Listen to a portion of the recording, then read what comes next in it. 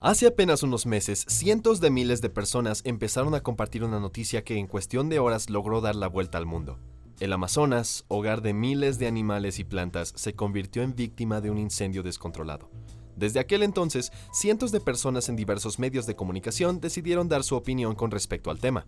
Y aunque en lo personal considero que el tema en sí es importante, hoy quiero hablarles acerca del Amazonas en un contexto más general. No solo tocar los detalles del incendio, sino que también contarles un poco acerca de lo que esta selva significa para el planeta. Datos y curiosidades que probablemente no conocían. Así que empecemos. El Amazonas es la selva tropical más grande del mundo entero. Tiene un área de 5.5 millones de kilómetros cuadrados y es parte de países de América del Sur tales como Brasil, Perú, Colombia, Bolivia, entre otros. A su vez, el Amazonas es hogar de cientos de miles de especies que no existen en ninguna otra parte del mundo. Y aunque muchos de los animales que viven aquí son realmente peligrosos, miles de turistas visitan la selva tropical en busca de aventura. Pero lo cierto es que no hay mucho de qué preocuparse, pues por lo general las personas que deciden visitar la selva tropical van acompañadas por un guía que los mantiene seguros todo el tiempo. Durante los tours que se realizan a diario, los turistas tienen la oportunidad de ver animales tales como los osos perezosos, el tucán y diversas especies de monos. Sin embargo, así como existen personas que deciden visitar el Amazonas con la ayuda de un guía local, hay quienes optan por aventurarse a explorar la selva amazónica por cuenta propia. Y es aquí donde se debe tener mucho cuidado, pues como habíamos mencionado hace poco, el Amazonas es el hogar de especies de animales realmente peligrosas. Tan solo por dar algunos ejemplos, la selva tropical da posada a animales como la anguila eléctrica, la hormiga bala y la anaconda verde. Esta última no es una serpiente venenosa, sin embargo, su tamaño y peso la convierten en una máquina de matar. Se sabe que la anaconda verde mide 4.6 metros de largo y llega a pesar hasta 120 kilos. Por lo general, habita en el río del Amazonas y desde allí es donde caza a sus presas. Aunque no existe un registro exacto de cuántas personas han perdido la vida tras explorar el Amazonas sin conocer mucho del lugar, sí es un hecho que la selva tropical se ha convertido en el lugar de descanso eterno para muchos turistas que tuvieron encuentros con animales realmente peligrosos. Esto nos hace cuestionar, ¿qué tan altas son las probabilidades de sobrevivir si te pierdes en el Amazonas? En lo personal, yo no duraría ni un día entero. Pero aunque no lo crean, sí es posible escapar de los peligros de este lugar. De hecho, en el año 1971, una mujer de nacionalidad alemana tuvo la mala fortuna de caer desde el avión en el que viajaba cuando una tormenta hizo que el piloto de la aeronave perdiera el control. El accidente causó que decenas de personas cayeran desde los cielos y aterrizaran en diversas partes del Amazonas. Juliane Kepke, la mujer de esta historia, fue la única persona en salir viva del accidente. Con tan solo 17 años y sin conocimiento sobre el Amazonas, la mujer de corta edad se armó de fuerzas y caminó durante 11 días hasta encontrar a un grupo de leñadores que con gusto la auxiliaron. Sin tiempo que perder, la adolescente fue trasladada de regreso a la civilización e internada en un hospital en donde se trataron sus heridas, desde una clavícula rota hasta una lesión grave en la pierna izquierda. Años más tarde, su historia sería interpretada tanto en películas como en documentales. En 1974 se estrenó la cinta Aún no ocurren milagros, y en el año 2000 se produjo el documental Alas de Esperanza.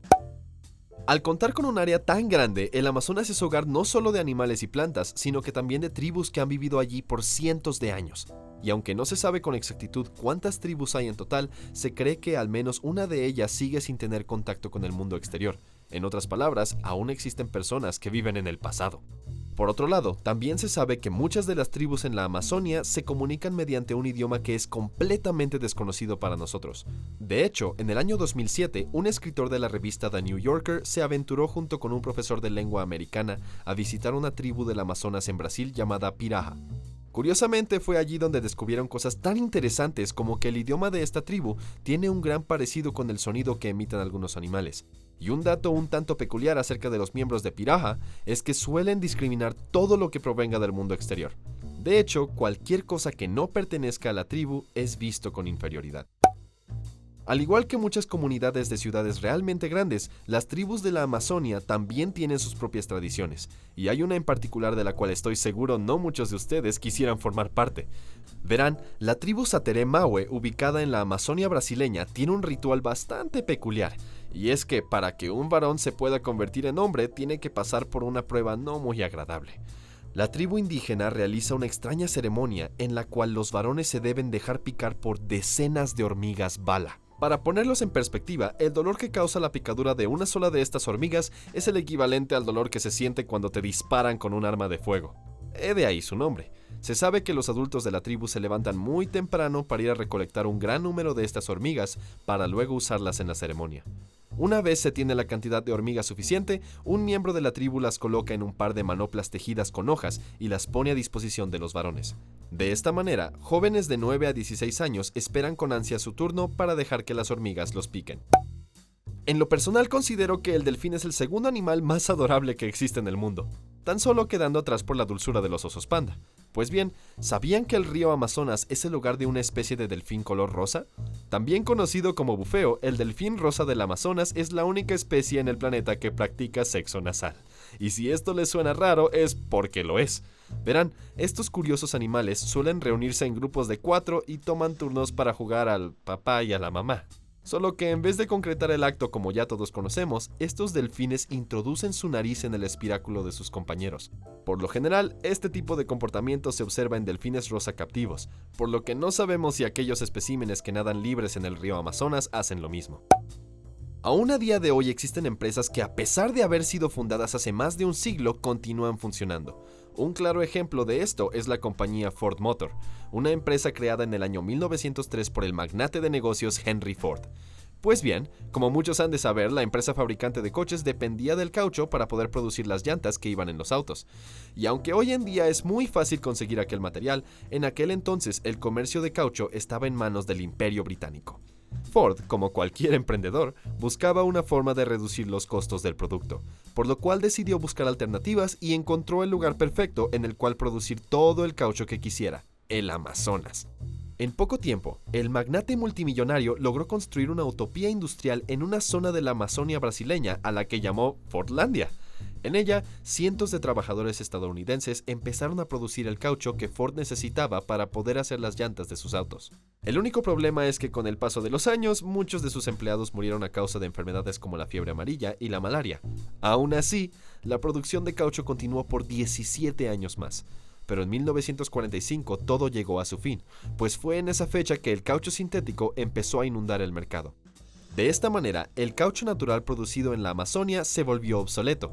Desde aquel entonces, Fordlandia no es más que una ciudad fantasma ubicada en el Amazonas. No cabe duda alguna de que el Amazonas es uno de los lugares más peligrosos en el mundo, no solo por las condiciones climáticas que presenta, sino que también por las diversas especies de animales salvajes que habitan tanto sus ríos como sus tierras. Teniendo esto en cuenta, me resulta difícil pensar que existen personas cuyo propósito en la vida es nadar en aguas infestadas de seres que fácilmente podrían acabar con sus vidas. Y aunque lo cierto es que no hay problema con nadar en el río Amazonas por unas horas al día, hacerlo por semanas o incluso meses incrementa las posibilidades de que algún animal peligroso pueda atacar. Y es aquí donde uno se pregunta, ¿realmente existen personas que pasan más de un mes nadando en el río Amazonas? Y la respuesta es sí. Para mi sorpresa, hoy aprendí que muchas personas pasan largos periodos de tiempo nadando en diversas zonas del río Amazonas. Por lo general, todo es muy controlado y siempre se procura nadar en una zona donde no haya mucho riesgo. Sin embargo, no todo aquel que nada en el río Amazonas sigue esta regla. Martin Strel, un nadador de resistencia esloveno, es un claro ejemplo.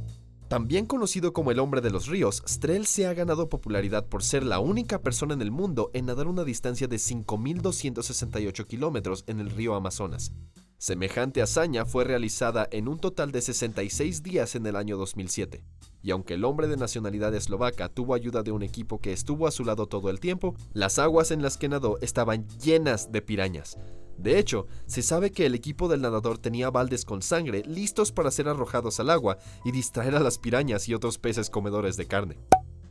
Se suele decir que el Amazonas es responsable por el 20% del oxígeno en el planeta Tierra. Y honestamente, yo estuve a punto de decir lo mismo en este video. Sin embargo, al leer más de un artículo, me pude dar cuenta de que ninguno de los sitios que afirmaban este dato ponían una fuente de referencia. Esto me llevó a investigar más a fondo y terminé encontrando información más detallada en una página que se encarga de desmentir mitos, Snopes. Y es que, de acuerdo con el profesor de ciencias atmosféricas Scott Denning, la afirmación repetida de que la selva amazónica es responsable por el 20% del oxígeno que respiramos no es más que un malentendido. Lo curioso es que este dato ha sido tan compartido que incluso el actual presidente de Francia lo ha afirmado mediante un tuit. Pero he aquí el detalle. Aunque es cierto que un tercio de todo el oxígeno que hay en el mundo se produce mediante plantas, el mismo no es consumido por los seres humanos. De hecho, se sabe que tan solo los incendios que ocurren cada año y los insectos que habitan los bosques tropicales son los responsables de consumir la mayor parte de ese oxígeno. Por otro lado, el resto del oxígeno que forma parte de la Tierra se produce por medio de los océanos. Y lo curioso es que incluso si toda la materia orgánica en el planeta desapareciera de un día a otro, los humanos todavía podríamos vivir por millones de años gracias al oxígeno que se produce en el mar. Finalmente, creo que es importante hablar acerca de uno de los temas que en la actualidad tiene más relación con la selva amazónica, los incendios. Como ya todos saben, el Amazonas ha sido víctima de uno de los peores incendios que se ha visto en la historia. Y a la fecha en la que escribo el guión para este video, 4 de septiembre del 2019, el problema todavía persiste.